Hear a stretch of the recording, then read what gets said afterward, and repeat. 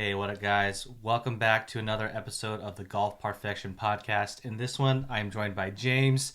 As you know, different scenery than the Golf Garage because Matt Souza is now teaching full time. So if you want to get a lesson, get your game dialed in, head over to the Golf Garage and get your swing improved for this upcoming season. That being said, today's topic we're going to talk about the PGA Netflix show announcement that they recently made. From what research I did, they are working in conjunction with the creators and producers of the Drive series for F1. So, I did watch a little bit of that, and it's interesting that they're going to make this move, but it's pretty smart. But, what's your initial reaction hearing about this particular show coming out by the PGA? I think it's interesting. I would say when I was a kid, if you asked me what I wanted to be when I grew up, I wanted to be Michael Jordan or, like NBA, some sort of big NBA player or baseball star or football star. If you ask me nowadays, I might say I want to be like Kevin Na. I just want to be an above average PGA Tour player making a couple mil on course every year. And then, I could go pretty anonymously into the world and, I wouldn't get like mobbed by people and have to deal with stardom and celebrity.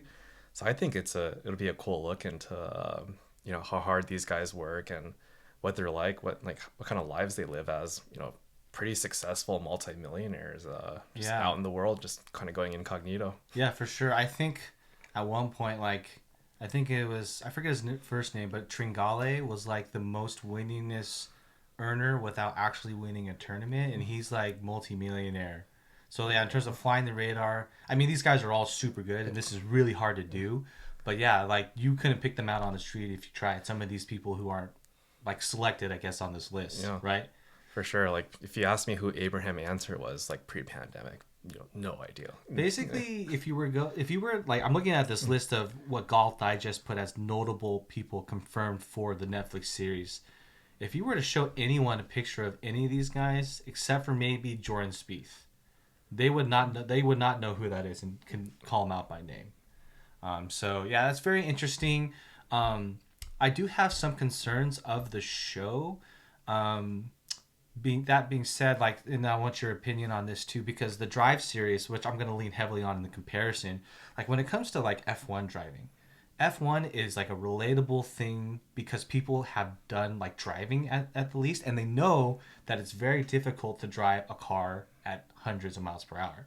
Whereas that like and the Drive series has been very successful in terms of gaining popularity, at least in the U.S. For the market, increasing the popularity in the market for the sport. I don't know if I'm pretty sure this Netflix series for golf will be very self-serving in terms of the people who love golf. They're gonna love this, like hands down. But I don't know how much like your average Joe who's gonna want to click on a golf documentary and then get engrossed into the lives of these individuals. I don't know. What do you think about that? Yeah, no, absolutely. I would say, before I got into golf, maybe I'd watch Tiger play whenever he was playing, every couple weeks, every couple months, whenever he enters a tournament. I don't know if people understand like how hard it is to make a 5 footer just like on a little downslope. You watch it on TV and you're like, wow, I missed that. That guy's terrible at golf. He's a pro. Yeah, it'll be interesting to see if like people really appreciate the sport a little bit more and how hard these dudes work to be on tour and what it actually takes to be on tour because it seems pretty hard. It's a very select crowd. You got to be incredibly talented to keep your tour card in year out. Yeah, and I think now that you've started playing, like, and you probably appreciate it a little bit, when Tiger was around, but now you really like, oh my gosh, this is so difficult. Like you have that perspective now. But any Joe Schmo who's never picked up a club and tried to hit just a chip, 10 yards, they're not going to understand how difficult golf Yeah, is. it's a little ball. It's you have a big metal stick and you're gonna hit it 50 feet. Like how hard could that be? Exactly. And this is kind of more sidebar about golf. Like I watched like a TikTok or whatever, and it was all these hockey players, and they were asking who's the greatest athlete of all time. And then I don't know if this was a joke or something. They all like collectively said we're gonna say this, but they all said Tiger Woods. And everyone in the comments, and the TikTok comments are cancer anyway, but they're like, golf is not a sport. This is not real. How come you guys are saying Tiger? And then there's kind of a lot of golf pro golf people, and they were saying like, no, you guys don't understand. Like anyone who's saying that Tiger, what he's done is like not hard and he's not the greatest. Kind of, I mean, and that's debatable too, the greatest athlete of all time, but like doesn't really understand like going through all his injury and to win the Masters at his age, like that is incredible. Or what Phil has done, winning a major, like that's insane. So I think, like I said, this series, getting back to the topic, it'll be really self-serving, but it'll be hard for an average Joe to be convinced after watching some of this to either appreciate the sport or really say like, dang, or respect the sport. But I hope it does. Yeah, I hope absolutely. it does. Okay. So that being said, let's just jog down the list of like these notable players. And there were some people that Golf Digest kind of snubbed and didn't include that I thought they were cool, that were cool as well. But of this list, just quick rapid fire, who are you probably the most excited to see and why? Oh, that's easy. It's got to be Victor Hovland. The dude's always smiling. Dude made like quadruple bogey and he's still smiling. He looks like the happiest guy on tour, and he's happy playing golf. I gotta know more about this guy. Yeah, I mean Victor Hovland, what a goofball, like and he just recently won tournament, like I think Yeah, he's number 3 in the world now. yeah, That's him crazy. and Colin, two. I don't know if Colin's still 2, but it's like 2 and 3, and these guys just came out at the same time, and unfortunately Matt Wolff was supposed to be part of that trio, then he kind of fell off, but yeah, 2 awesome young rock stars, and I agree Victor Hovland would be a really fun watch. And to give perspective on, comparing back to the drive producing, they really go into the individuals of the drivers. So I really hope they go in depth with all of these golfers as well. But it's kind of hard because there's a limited amount of drivers, but there's a lot of golfers that they have listed here. So, and from what I understand is that they're going to go to the 4 majors, and then I think the players, and like do, talk to all these individuals and see how they prep, or what I'm imagining is, to show how they prep and do all those things. But I don't know if I care as much about the prep. I really just want to see like their personalities. Yeah, absolutely. Like, who else is on this list? Like Joel Damon. I had absolutely no idea who he was, and then we watched the foreplay. Yeah. And I was like, wow, this guy's awesome. Like, yeah, he's super funny, and like he's a good feel story. He just recently had his first PGA Tour win after he was on the Good channel or whatever. And so now he's like having more success out there and making cuts, and so that's awesome to see. I think for me, I do have some reservations about some people on this list. Max Hama is definitely not one of them. That guy is so funny on like social media. He's roasting people. He's definitely Twitter himself. responses. Yeah, that guy's hilarious. That guy's really awesome. My reservation comes with some of these athletes that you and I joke about that are the most cookie cutter, and for good. I mean, they have pristine reputations, but all of their like social media content is all brand sponsored based, and it's not like you don't really believe it's them handling their social media like a Max Hama or a Joel Damon, and so my concern with 2 people on here is actually what probably people are big fans of is Jordan Spieth and Colin Morikawa. So Jordan Spieth, I was just looking through his Instagram. It's all like, oh yeah, AT&T, my sponsor, here's a post about it. I'm just like I hope some authenticity and sincerity comes through in this documentary, because I don't think they get as much control as what gets filmed and what gets put out there. So watching Jordan Spieth, when he's on TV, it's kind of funny. Like, if he hits a bad shot, you'll hear him go, "Oh gosh, dang it, do something good." You never hear like a cuss word or anything, even close to obscene out of his mouth. So I'm actually interested to see what he's like in real life. Yeah, I hope it comes through like all these guys coming through as sincere. And Colin Morikawa, he like the PIP, he kind of was disgruntled about becoming 11th, because if you're 11th, you get $0. But then I was like, well, I mean, did you really? Other than his fantastic play, which he played awesomely, he's incredible. Yeah, but other than that, your social media presence was like, oh yeah, cool. This is like Here's my puppy. Here's my puppy, and that's the more colorful stuff. But other than that, it's all like, oh yeah, here's my U.S. Bank ad. Yeah. And I'm doing an AMA with USA Bank. I'm like, dude, this is gonna be the most filtered. I'd rather just watch an interview, because that's what it's gonna be, like just a professional interview, not like Victor Hovland. He posts a story about which metal music he likes to listen to, something like that. So I think there's gonna be an interesting divide of players who are cookie cutter, by the book, will present themselves in a way that's positive for their image, but not necessarily them true selves, compared to like the Max Honmas or the Brooks Koepkas, and even I would say even Cameron Champ. He's very about social justice and everything. So he's like the only outwardly spoken person about that. So that would be interesting to see. But yeah, let's just keep going down the list here and what we think about some of these athletes. So Tommy Fleetwood, what do you think there? I don't know. If you watch some of the TaylorMade videos, he's kind of a goofball in a lot of them. Probably some personality you don't really see if when he gets shown on TV. Yeah, I think he'd be funny. Ian Poulter, like he hit that chip shot through his Ferrari or through the van or whatever. Yeah, he actually has stepped up his social media game. He definitely tries. Kind of like it, like in Bubba Watson's kind of the same. They're kind of tryhards, Yeah. but at least they're not corporatized Sure. like images of themselves. So I appreciate that, even though it could be a little cringe. Ricky Fowler, he kind of became the brand and the label of Puma and Cobra, and he just recently had a kid and everything. So I hope they show. I think he's kind of in there to be like kind of like a comeback story if he does win a tournament or makes a lot of cuts and does well. Brooks Koepka, not sure really what we're gonna get out of him. Probably some trolling. I mean, he bleached his hair and the social media world went crazy. And Claims he never practices, so we'll see what he actually does in only his turns off it time. on. Yeah, only turns it on for majors. But he recently won the Waste Management. So I mean, last year. Yeah, last year. So I mean, yeah, I'm curious to see. I wonder how much like the whole Bryson and him was scripted. Because now, like, the beef's gone. Like, they had their match, they got paid big money, and then they got their beef. PIP money, and Yeah, just no never. beef. Mm-hmm. Right? So, I guess we'll touch on the PIP at the end of this. But yeah, Tony Finau, stand-up guy, finally got a win. Wait, did he finally get a win? Yeah, he won one of those playoff events last year. I think. Oh, okay, yeah. Cameron Champ, we were talking about. Abraham Answer, like, yeah. Yeah, I don't know. Yeah, don't know. He finally got a win, which is awesome. All I know about him, other than him winning once last year, was that he plays Miras.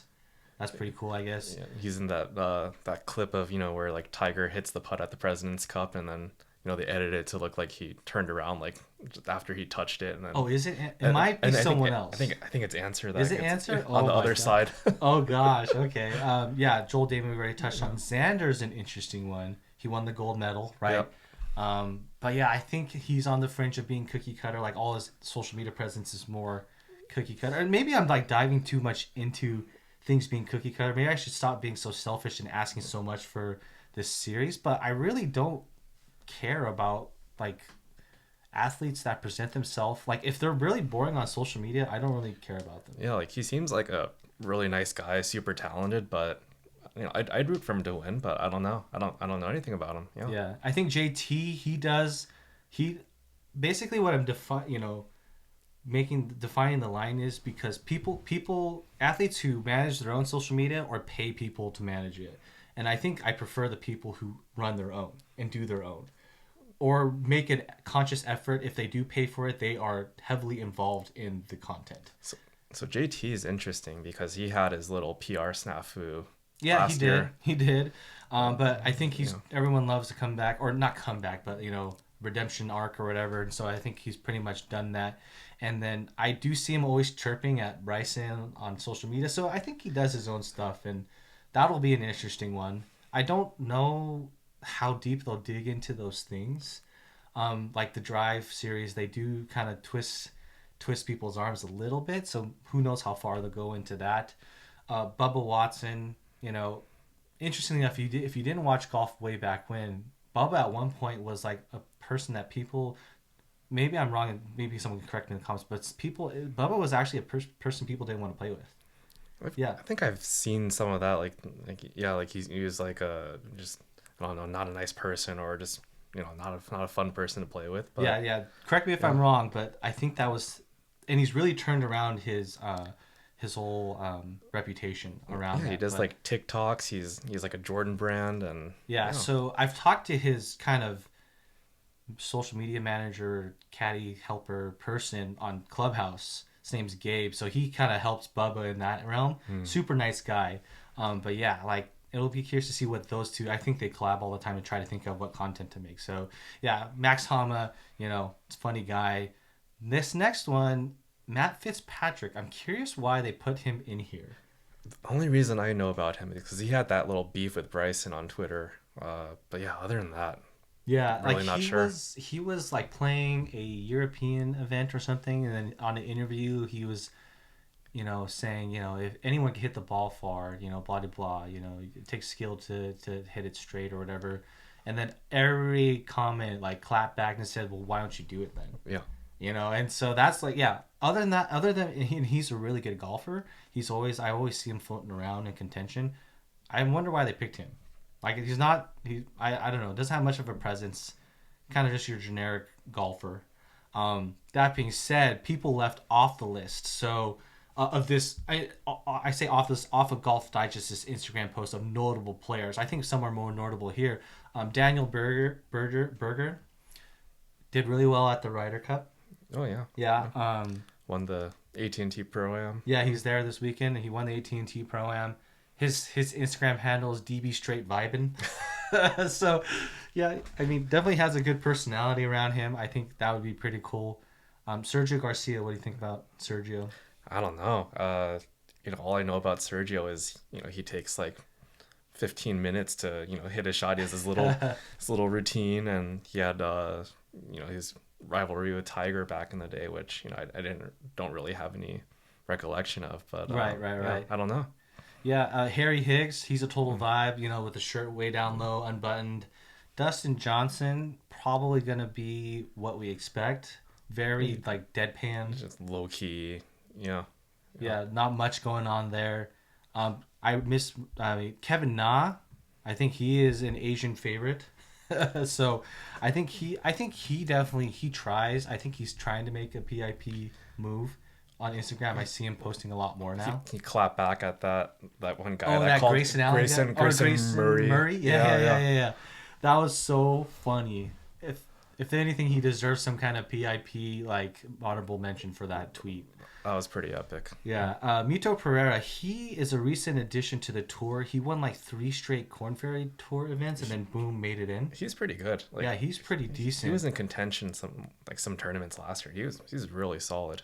Yeah, and then I don't know too much about Keita Nakajima, so I guess he's the world number 1 ranked amateur golfer. So pretty good list. Notable people who aren't on there, of course, the first one, couple big ones. One being Rahm, right? I don't think unless the article missed it, Rahm is not on here. Mm-hmm. And then also Bryson. So first thoughts about that with Rahm, what do you think? When my wife and I watch, he used to be one of our favorites because he was so animated whenever he'd miss a little putt. It'd be like a 5-second audio like silence and just gesturing at the ball because it didn't break the way he wanted to. But it seems like he's calmed down. He has a kid and now, and he seems like a pretty cool guy to hang around. But he's very serious golfer. Very animated. Yeah, and very animated. Don't ever have your phone go off when he's around. Like, he will like stare you down and be like, dude. I've just seen some reactions of his like on the golf course while watching him. He's very passionate for that. But yeah, kind of bummer like he opted out because he is the world number 1. But I don't blame anyone for opting out as it is. And so this other person, Bryson DeChambeau, probably one of the most polarizing people on tour. People love him. People really don't like him at all. What's your thought on that? Personally, I think it's impressive what he does. He's almost like a Steph Curry. He's really changing the golf game in a way that hasn't been done in years, and if ever.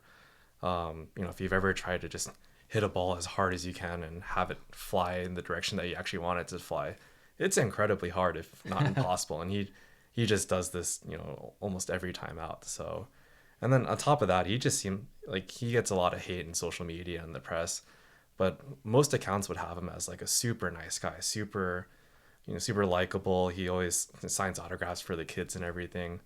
I wish they would show more of that, and maybe he wouldn't get such a bad name outside. Yeah, for sure. And what I noted is what his reasons behind, and I want to talk a little about this, reasons behind not being in this Netflix documentary was that he wanted other people to shine and have the spotlight who normally wouldn't. Kind of some merit to that, but I think there's some ulterior motives as well. I mean, yeah, definitely. I mean, that's like the most PC answer you can give to this, and I feel like no one believed it. But my reasons for me, for what I believe for him not doing it, is because he's already starting kind of like the YouTube, you know, angle. And, I think people watching this, they might understand like, okay, YouTube as a way of making revenue and selling merchandise. But a lot of the people on Instagram, I even commented like, well, I commented, yeah, he's probably doing that because he gets to control what gets produced. He gets to put the narrative that he wants, and he gets to make money off it. And then everyone clapped back to me saying he wouldn't make money.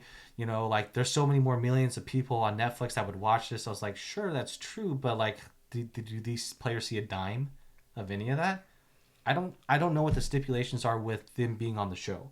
So it's interesting to see that. I think his YouTube channel has over 200,000 subscribers or something. So that's already some revenue there, and he sells merchandise. So that's probably already more money he's gaining and realizing before any of these guys, because these guys haven't even been put on an episode yet. Yeah, that just reminded me, like he's been on a couple of the good videos recently. Yeah, he does a bunch of videos on his own, like him practicing what's in the bag, all the stuff people love to see. So it might be a smart move for him. Yeah, I mean, I think he probably has gotten a lot of insider YouTube information from Good and how much, money you can actually gain from having a successful channel. And that probably is what solidified his decision to do so. Because, I mean, at the end of the day, these guys, they also understand the business side of things. I'm sure he does first and foremost. And so, yeah, I don't fault him for that particular decision, but I don't think a lot of people understand who don't watch golf YouTube what he's actually doing. So that being said, I think the last thing I wanted, well, two more things. The first thing, one second. The first thing I wanted to pivot into was LPGA. I don't think it gets enough rep. I love watching the PGA. Call me a huge stan or simp or whatever. I don't care. Who would you like to see on the LPGA in terms of, like, if they were to do a Netflix type documentary? Yeah, I think first person, probably DK, Danielle King. Sure. She seems sassy as hell. I think it'd be entertaining to watch. She's super talented, one of the top female golfers. Yeah, I mean, just get our little Asian representation out there. For sure. Yeah, I'd love to see her. Another person, maybe like Lexi Thompson. Yeah, that'd be a good one. Yeah, she's, I follow her on Instagram, and she's always working out and practicing, working on her game. I think she's still like yet to really hit her stride. Yeah, she had early success, and she's won a major, I think the ANA. But yeah, like just recent putting woes and coming in like short game at the end of the day has kind of hurt her. But that would be a great one to see. More on Danielle King. She's been on the Foreplay podcast, and she's played around with them. Yeah, she is. I didn't know she was like that sassy or anything, so that was pretty cool to see. So yeah, so many great players to follow on the LPGA, and I feel like they're more authentic and post way more like normal day-to-day stuff than the PGA pros. And so that's kind of why I also like following it too. It's because I say this word cautiously. It's not like I can relate to them on a golf level. I hate people who think that they can relate to any of these people golf-wise, but I can relate to them as a person. They share. They're kind of like a not as good, like the watered down version of what Netflix is going to do, because I see it for free already on their social medias. That being said, my picks, I think it would be cool to see the Cordes sisters, because they're actual sisters. There's no brothers on professionally that are both successful. Jessica was very successful early on, has a couple wins under her belt, but then Nelly has surged to the top. She lost her first ranked spot to Jin Young recently, like this past weekend. But yeah, it's going to be a battle between them two, or it'd be a battle between Jin Young and Nelly. But seeing the sisters on tour, that's kind of cool. That's a very unique dynamic. I think that would be cool to see. And And then of course Jin Young Ko, so good at golf. Like, oh my gosh, she just dominates the game. So that would be cool to see. But I think who I would number one want to see is probably Lydia Ko. Mm. Lydia Ko is kind of the person that got me into the LPGA because she was doing incredible things at such a young age. It's like, who is this person? She was like what, like 14 or 15 when she Yeah, joined the tour, and yeah. It's just yeah. like, what the heck? Like not even in high school. Like, would it be a freshman in high school and you're winning and becoming the youngest to do it? That blows my mind. But I think she has a lot of mystery around her. I don't think she doesn't post as much on social media. So yeah, but I would want to see like how she operates because I think short game wizardry is what defines her right now because she doesn't have the longest distance or anything. So yeah, I think Lydia Ko would be a good watch for a documentary like this. And then you have like people like your long ball hitters, like Patty T or Bianca P or even Maria Fassi. That would be kind of cool. Yeah, and get some like Mexican heritage in there. Like Gabby Lopez is very popular as well. I don't know if you can think of any. Yeah, maybe just like I don't know, like some of the other Korean players other than Jin Young, because you never really see a lot about them being made any like stories or little pieces done on them. Just be cool to get to know them a little bit better as True. just as people. Right, I think there is a little bit of a language barrier, but yeah, I couldn't tell you much about say Young Kim or, like, Inji Chun or Or like Zhang Li or like Six. Inbi or Yeah, MB Park, yeah, one like the Korean goat right yeah. now, or I think she either is tied or is very close to surpassing Sari Park. I'm not sure. Don't quote me on that, but yeah, like she's. I mean, MB Park straight up English is like good. Like it literally shocked me the first time I saw an interview. I was like, oh my god, she's almost fluent. Yeah, yeah. So definitely Yeah. would be cool to see some of these LPGA players, within a documentary like this as well. I'm probably more interested in that than some of these PGA guys. But yeah, that being said, they do have a series, a three-part series that's out now on the CME Globe or the CME Championship. So it's kind of behind the scenes. It was kind of like the watered down version of what I thought this would be. So go check that out if you're interested in. But I guess coming to the last topic then is this whole PIP thing. There's so many red flags and question marks around this, but quick knee jerk reaction. What is your thoughts around the PIP program for the PGA? Yeah, first thought was like, oh my god, Bryson's gonna win this thing hands down because he just generates so much conversation around him. But little did we know that 1 7 second video from Tiger could just blow everyone away. Yeah, but I don't think did he. Did he? I don't even know if they didn't disclose the list, right? I think People, we know that some yeah, people ended up at XYZ or 1 2 whatever. I forget if they did disclose the list like in detail, but I'm pretty sure it was like Tiger 1, Phil 2.